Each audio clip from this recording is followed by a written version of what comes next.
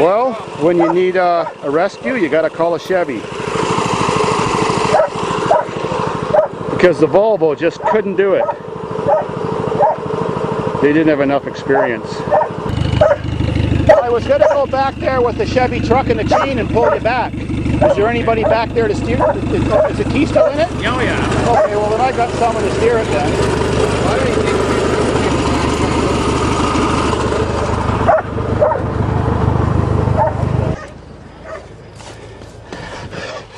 you Knock knock. Who's there? Oh, it's just my Chevy 305. Wait till the oil gets warm. You'll hear her knocking. Kinda.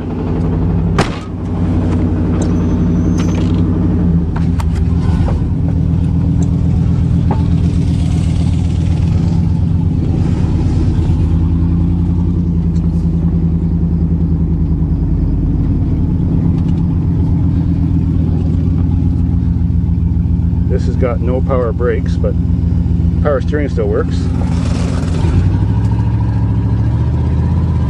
Off to the rescue!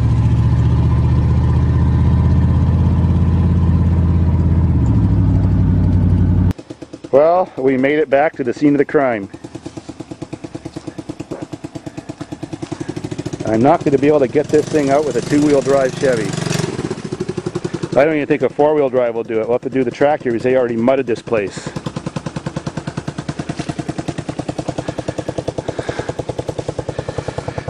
Well, it don't get any worse than this back in the back 40.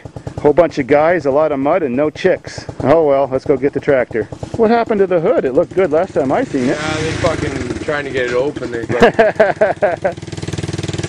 oh well. Holding it together. A bit too deep for something like this. It's only a 3.1, you know. Sick.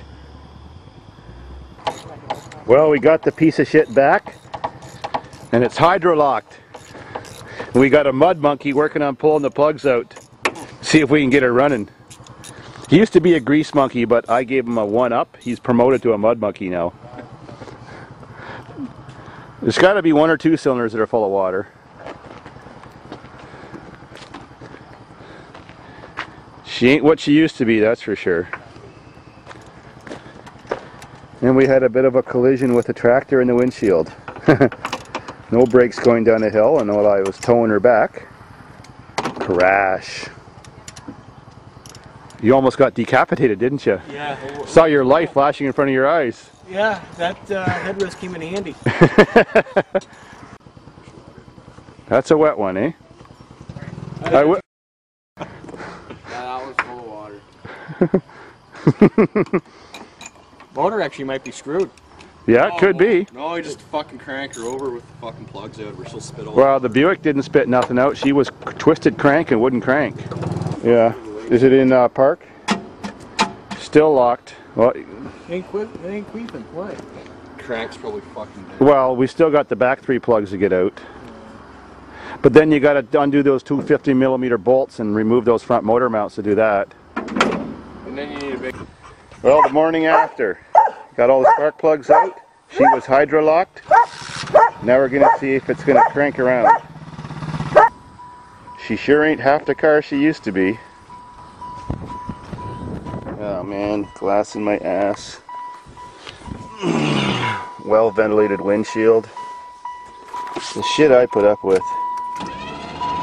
Oh, that sounds good.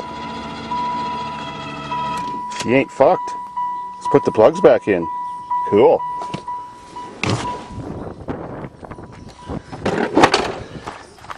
And of course on one of these 3.1s you got no room back there to change the plugs, so you got to take off the 2 front motor mounts, flip them up, get your big pry bar, pry the motor forward, shove a block of wood in, and then painstakingly get your arm down in that hole and get the plugs out. And they're out. And they were wet. Well, all the plugs are back in, motor mounts are on. I just got done draining the oil pan and about 1.5 liters of water came out of the oil pan, so that's a good thing I did that before I started cranking it. So now let's see if it starts. This is it, the big test.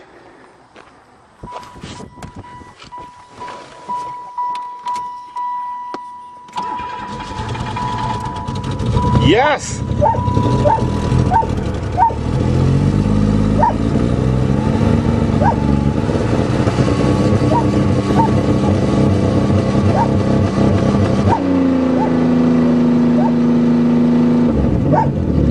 Sweet!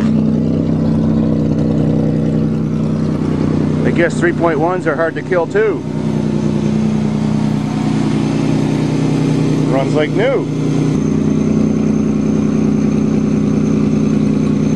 Can't ask for better than that.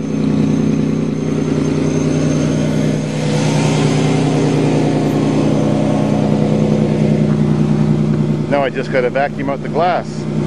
There, all done now, all cleaned up. Busted windshield cut out. That's called redneck air conditioning. If it starts raining, I can still move my head over to the other side.